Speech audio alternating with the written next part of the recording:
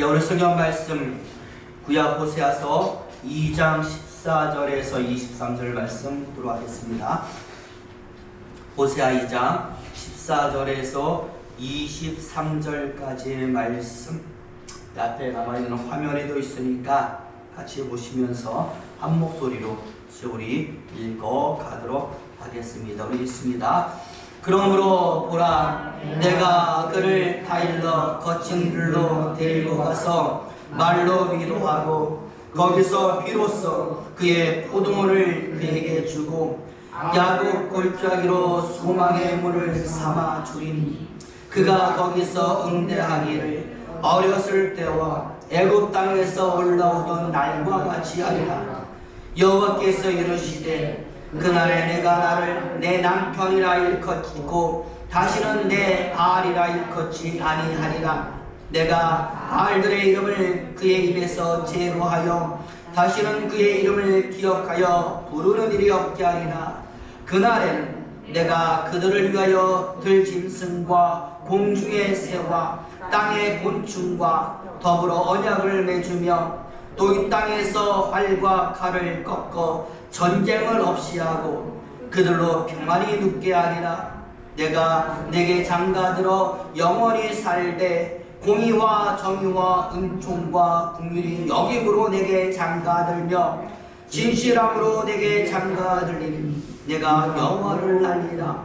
여호와께서 이르시되 그날에 내가 응답하리라. 나는 하늘에 응답하고 하늘은 땅에 응답하고 땅은 곡식과 포도주와 기름에 응답하고 또 이것들은 이스라엘에 응답하리라. 내가 나를 위하여 그를 이 땅에 심고 긍휼히 여김을 받지 못하던 자를 긍휼히 여기며 내 백성 아니었던 자에게 향하여 이르기를 너는 내 백성이라 하리니 그들은 이르기를 주는 내 하나님이시라 하리라 하시니라. 아멘. 우리 23절까지 말씀 읽었습니다. 오늘은 6월 두 번째 주, 날씨가 참 많이 더워질 것 같습니다. 우리 더운 날씨에 건강 유의하시기를 바라면서 오늘 우리 옆성과 서로 인사하는데요. 사랑합니다, 축복합니다, 행복하시기 바랍니다. 인사하겠습니다. 사랑합니다, 축복합니다, 행복하시기를 바랍니다. 우리 여러분 건강하시고 행복하시고 그 누구보다도 하나님의 크신 사랑 받으시기를 예수 이름으로 축원을 드립니다. 네, 경남 유명한 교회 목사님이 목사 초년병 시절에 시골에서 목회하던 때에 실제로 있었던 일이라고 하는데요. 어느 주일날에 처음으로 교회에 나오게 된 따끈따끈한 새 성도 한 사람이 전도에 의해서 교회를 방문했습니다. 예배 끝나고 목사님이 개별적인 상담과 인사를 한 것이죠. 이때에 목사님이 축복의 말로 이렇게 말을 했어요. 오늘 교회 참 잘 나오셨습니다. 앞으로 교회 출석 잘 하시고 예수 잘 믿으시면 집사도 주고 축복도 많이 받으실 것입니다. 그런데요, 이 말을 들은 이 새로운 성도가요 너무나 기뻐하는 거예요. 왜냐하면 목사님께서 신앙생활 잘하면 집사직도 준다라고 하는 것은 이 사람은 집을 사주겠다 라는 말로 잘못 알아듣는 것이죠. 안 그래도 집 때문에 고민이 많았던 이 사람은 교회에서 집을 다 사준다라고 하니까 얼마나 기뻤는지 그날부터 정말 열심히 교회 나오면서 교회에서 한 모든 일에 최선을 다하여 충성하는 거예요. 왜 안 그렇겠어요?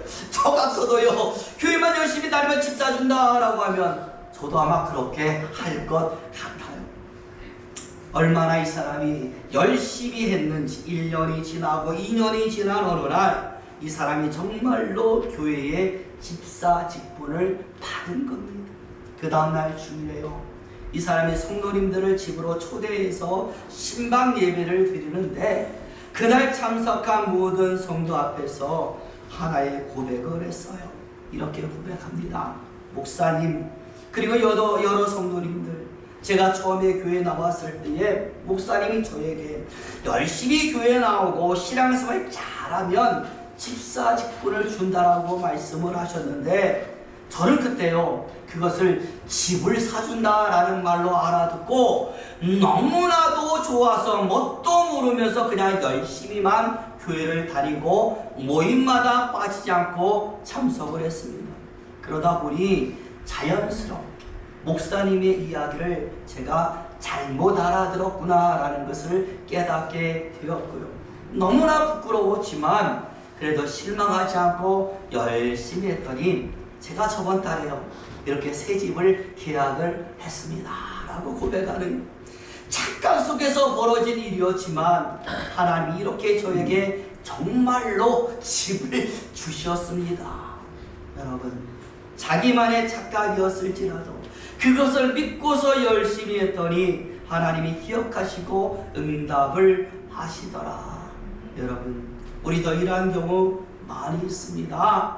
믿음은 보지 못하는 것들의 증거라고, 그 믿음이 성취되고 이루어지는 모습 속에는 정말로 예상치도 못한 놀라운 방법들 속에서 우리의 소원들이 성취되고 열매로 맺어지는 경우를 우리는 참 많이 볼 수가 있습니다. 그런데 아무리 그렇다 할지라도 모든 열매와 성취 속에는 하나의 공통적인 공식은 존재하는 줄로 믿습니다. 무엇일까요?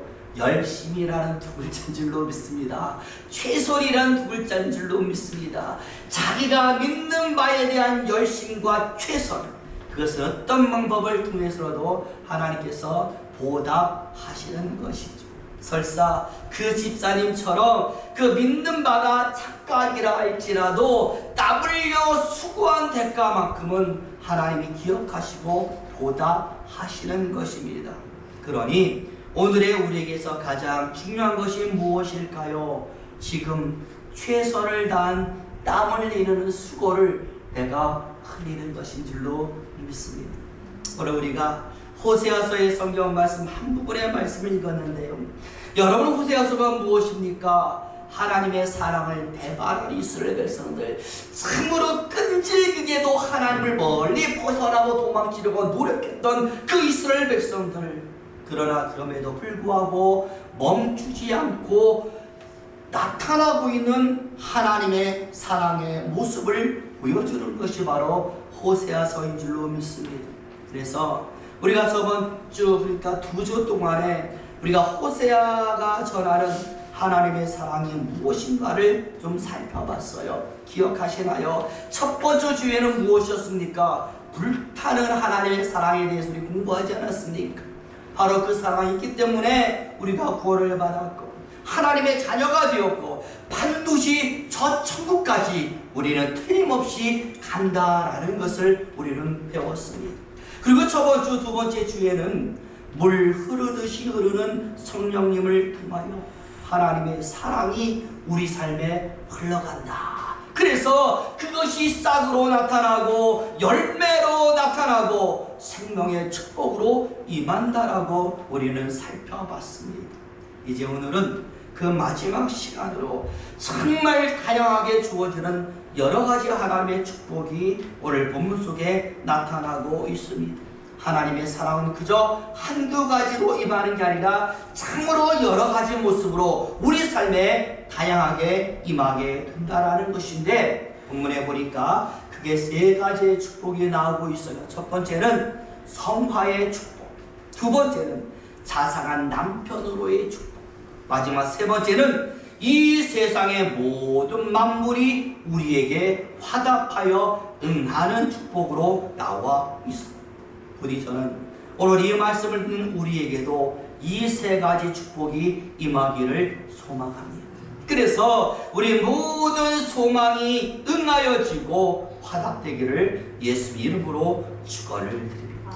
그런데 여러분, 본문 앞에 나와 있는 말씀을 보니까요, 이 축복이 그냥 주어지는 축복은 아닌 것 같습니다.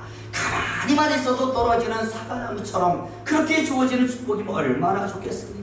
그런데 오늘 본문에 보니까 세상의 모든 사람이 다 그런 축복을 받는 것이 아니라 그 어떤 특정한 대상, 특정한 사람을 향하여 하나님이 이런 축복을 하신다라고 말씀을 해요.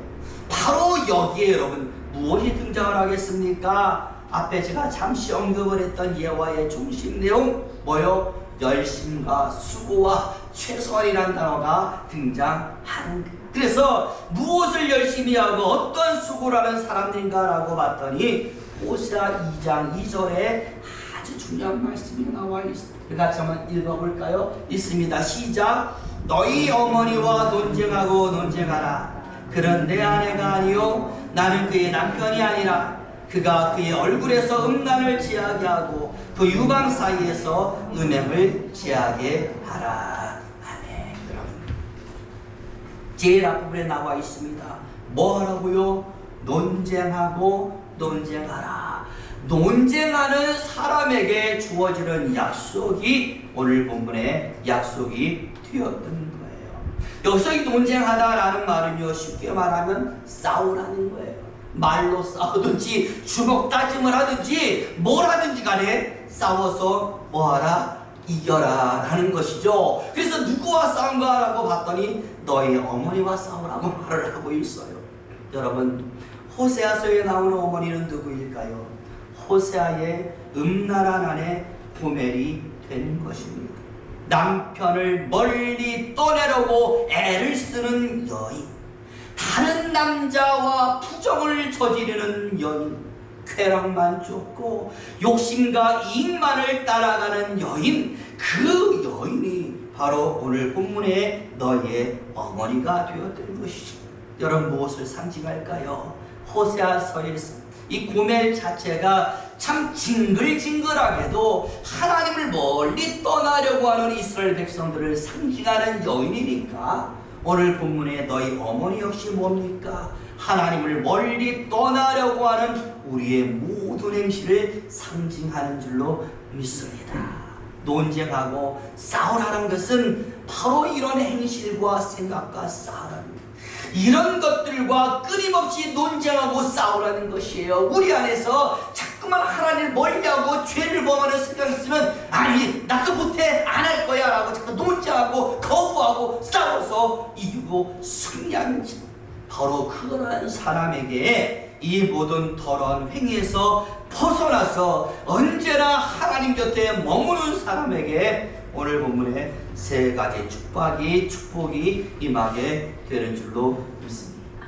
그러니 자 여러분, 여기에 우리를 한번 대입해 보자고요. 우리는 이 축복을 받을 만한 자격이 있을까요? 있는 줄로 믿습니다. 왜냐하면 지금 우리 누굴 떠나지 않았어요? 하나님 떠나지 않았어요. 여러분, 이게요, 양을 생각하지 말자고요. 이게 정말 이만큼 내가 잘하고 있다 이거 생각하지 말고요, 지금 현재 조금이라도 내가 하나님을 떠나지 않고 있다라면 그 다음은 뭐예요? 이 축복을 받는 대상자가 되는 거예요. 여러분이 이렇게는 안 하잖아요. 이렇게 멀리 떠나 있지는 않잖아요. 그래도 하나님 전에 나와 예배 드리고 있잖아요. 그게 정말 하나님이 만족할 수준인지 그건 상관하지 말자고요. 일단 하나님 앞에 나와 있는 이 모습이 굉장히 중요한 줄로 믿습니다. 바로 이 모습 우리가 버리지 않고 계속 떠나지 않고 이 모습 그대로 있기 위하여 최선을 다한다면 이 축복은 우리의 축복이 되는 것입니다. 아까도 제가 말씀드렸지만 어떠한 축복이 약속되어 있습니까? 좀 더 자세히 알아보겠습니다. 이 축복이 임한다라는 기억하시면서 올 한 해 이 축복 다 받으시기를 예수의 이름으로 축복을 드립니다. 첫 번째 뭐라고요? 성화의 축복이라고 말씀을 드렸습니다. 우리 14절 말씀 같이 읽어. 우리 14절 같이 읽습니다. 시작. 그러므로 보라, 내가 그를 타일러 거친 들로 데리고 가서 말로 위로하라. 여러분, 하나님 우리를 어디로 데리고 가신다고요? 거친 들. 거칠다고 해서요 나쁜 의미의 들이 아니에요. 이스라엘 백성들이 가나안 들어가기 전에 인도받았던 광야와 같은 들, 다시 말하면 하나님이 교육하시는 교육의 장소로 하나님 우리를 데리고 가십니다. 그래서 바로 그곳에서 하나님의 사람답게 특별하게 교육을 받아서 성화되는 것, 이게 바로 저와 여러분에게 주어지는 축복인 줄로 믿습니다. 누가 수고하는 거예요? 하나님이 수고하는, 우리를 가르치고 교육하고 하나님이 수고하셔서 우리를 그렇게 만드는 줄로 믿습니다. 두 번째는 자상한 남편이 되리라 라고 말씀을 했는데 굉장히 중요합니다. 우리 또 같이 읽어보는데 16절 말씀 보여주세요. 같이 있습니다. 시작. 여호와께서 이르시되 그날에 내가 나를 내 남편이라 일컫고 다시는 내 바알이라 일컫지 아니하리라. 여기에 보니까 내가 너에게 바알이 아니라 뭐가 된다고요? 남편이 되리라 라고 하나님이 말씀을 하십니다. 좀 설명이 필요한데요. 여기 바알이란 말은요, 우리가 알고 있는 그 바알이 아닙니다. 가나안 땅에 있었던 우상 가운데 하나였던 그 바알, 우상 바알이 아니라 그냥 히브리어 바알이에요. 그 단어를 해석하지 않고 문자 그대로 적어 놓은 것이죠. 그래서 히브리어 바알, 이게 무슨 뜻인가 우리말로 해석해 봤더니 남편이란 뜻이 되는. 그런데 그냥 남편이라 아주 조금 이상한 남편, 아주 강압적이고 무섭고 두렵고 폭력적인 남편을 바알이라고 해석을 했어요. 우리 남편 가운데도요 그런 사람 있잖아요. 매일같이 인상 쓰고 있고 무뚝뚝하고 말도 잘 안 하고 부드럽고 자상한 상황의 남편이 아니라 강압적이고 권위적이어서 두려움과 공포를 가정 속에 만들어내는 남편들이 존재하는 거예요. 그런데 오늘 하나님이 말씀하는 바알이 바로 이 남편의 모습이 되는 것이죠. 하나님이 이렇게 말씀하는 겁니다. 너희가 지금까지 나를 알기를 어떻게 알고 있었느냐? 무서운 남편, 두려운 남편, 공포스러운 남편, 바알처럼 나를 믿고 알고 섬겼다라고 하나님이 얘기하는 거예요. 솔직히 이스라엘 백성들이요, 하나님 앞에서 얼마나 지은 죄가 많습니까? 지은 죄가 너무나 많다 보니까 항상 성경에 나오잖아요. 선지자를 통하여 듣는 말, 좋은 말 하나도 없었어요. 죄다 책망이었고 야단치는 말이었고 심지어는 저주의 말도 날마다 이스라엘 백성들이 듣는 겁니다. 내가 너희를 심판할 것이다, 태워버릴 것이다, 없애버릴 것이다. 맨날 이런 말만 들으니까 누가 무서워요? 하나님이 무서운 겁니다. 앞에 나가면 좋은 소리 못 들으니까 하나님만 생각하면 움츠러들고 무서운 생각 들고 제대로 하나님을 섬길 수가 없었고 자발적인 믿음도 나타나지를 않았다라. 그런데 이제 광야를 통하여서 훈련을 받고 하나님께로 돌아온 이 사람들, 훈련의 성과가 있으니까 이제는 하나님을 잘 섬기고 있다는 것이죠. 하나님이 더 이상 그들에게 어떤 말을 하지 않아요. 심판의 말을 할 필요가 없는 겁니다. 알아서 잘하니까, 볼 때마다 사랑스러우니까 하나님이 그들에게 주시는 것은 좋은 것만 주시더라. 항상 좋은 말만 하시더라. 그러니 하나님이 이제는 어떤 하나님이에요? 무서운 하나님이 아니라 다가가면 갈수록 좋은 하나님. 왜? 가면 좋은 거 주니까. 그리고 옆에만 있고 싶은 하나님. 바알이 아니라 진짜 남편, 자상한 남편으로 너희가 이제 나를 알게 될 것이다 라고 말씀을 하신 거예요. 그런데요, 이와 비슷한 말씀을 선포하신 요엘서 2장 19절의 말씀을 보면 이런 하나님께서 우리를 위해서 또 하나 준비하시는 멋진 것이 있어요. 소위 이벤트라고 하는데요, 우리를 기쁘게 하고 만족시키는 이벤트. 우리 여인들 보면 서로 이벤트 많이 하잖아요. 서로 기쁘게 만들기 위해서. 하나님도 누구를 위해서? 우리를 위해서 그렇게 하시는데 무엇을 하시느냐? 요엘서 2장 19절 한번 여기 벌써 나왔네. 같이 읽어볼까요? 시작. 여호와께서 그들에게 응답하여 이루시기를 내가 너희에게 곡식과 새 포도주와 기름을 주리니 너희가 이로 말미암아 흡족하리라. 내가 다시는 너희가 나라들 가운데서 욕을 당하지 않게 할 것이며. 아멘. 우리 흡족하도록 날마다 하나님 알아서 막 주는 거예요. 기름 부족해? 기름 줄게. 곡식 부족해? 곡식 그리고 우리를 위해서 뭘 열느냐? 탕자의 비유와 마찬가지로 잔치를 매일같이 열어주겠다라고 약속을 한 거예요. 여러분, 집 나간 탕자가 집에 돌아왔을 때 멀리서 아버지가 먼저 나와 마중하며 영접하지 않습니까? 그런데 멀리서 먼저 나와 마중하며 영접하는 것으로 그치지 않고 성경에 보니까 그 아들 위해서 아버지가 뭘 하더라? 잔치를 열더라 라고 말씀. 당시에 이 탕자에게 가장 중요한 것이 먹는 문제죠. 그동안 굶주렸잖아요. 그러니까 그 아들 부족한 거 다 채우라고, 흡족히 누리라고 마을의 모든 사람들 다 참석하는 큰 이벤트 잔치를 연 것입니다. 오늘 본문도 마찬가지입니다. 우리가 이제는 하나님께로 돌아왔기 때문에 우리 마음을 흡족하게 만드시기 위하여 하나님 스스로 먼저 이런 잔치, 이런 이벤트를 계획하시니 마지막 세 번째, 세상의 모든 만물도 이에 응하여서 우리가 원하는 것을 풀어내리라. 응하는 축복으로 마침표를 찍고 있습니다. 우리 마지막으로 본문 21절과 22절 같이 있습니다.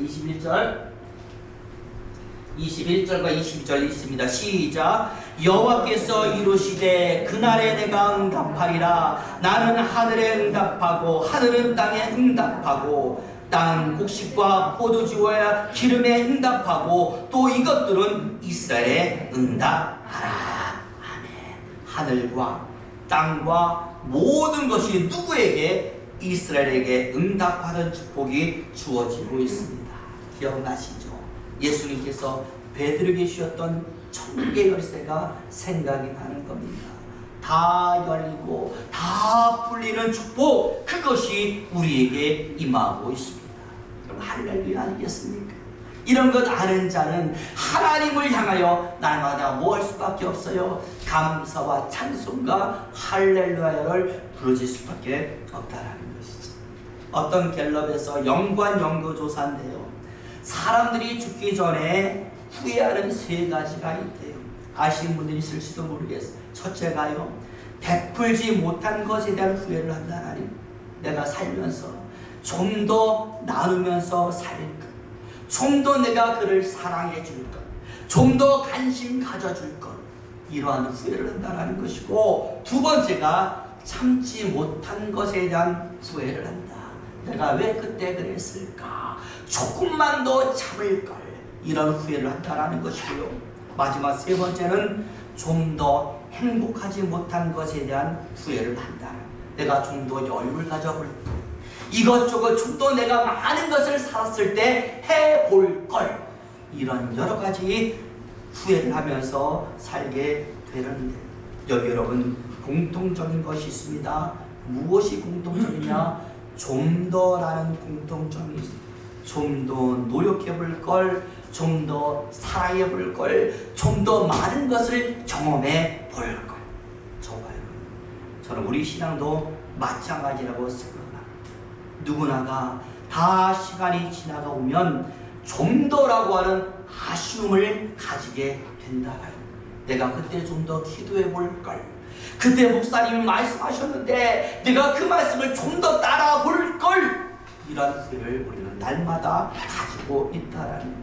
오늘 말씀은 바로 이것을 아예 찬양하는 말씀으로 내려지고 있는 말씀인 줄로 믿습니다. 신앙인이라면 마땅히 해야 될 것을 잘하고 있는 사람, 후회하지 않도록 오늘 최선을 다할 수 있는 사람, 우리 모두가 그 사람 되기를 하나님이 바라고 있다라는. 하나님의 사랑은 우리가 그 사람 되게 만드시는 데에 있다라고 호세아는 말씀을 하는. 모든 것이 응하여 흥하는 사람, 이 사람 되는 것이 하나님의 목적인 것입니다. 제가 앞에서도 말씀을 드렸지만 집사를 집으로 알았지만 결국 받았던 그 사람처럼 우리 역시 모든 것이 흥하는 축복이 있기를 예수 이름으로 축원을 드립니다. 부디 저와 여러분 좀 더라는 말씀을 여러분 삶의 지표로 삼고 사시고요, 지금 이 모습을 내가 잃어버리지 않고 계속 하나님을 향하여 내가 전진해야겠구나라는 다짐을 더 하시기를 바랍니다. 그래서 오늘 주어진 축복 다 받으시고 하나님이 기쁨으로 극촉히 여겨서 바라보시는 저와 여러분 되시기를 예수 이름으로 축원을 기도하겠습니다.